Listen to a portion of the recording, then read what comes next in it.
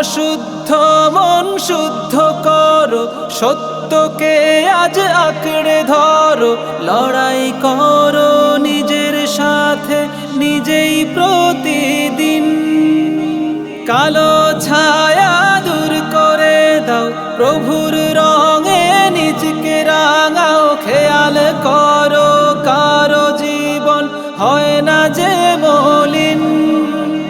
জালিম দ্বারা মজলুম যদি নির্যাতিত হয়, জালিম দ্বারা মজলুম যদি নির্যাতিত হয়, বদলাবে না সমাজ কভু প্রভুর ভয়ে না যদি রয়ে।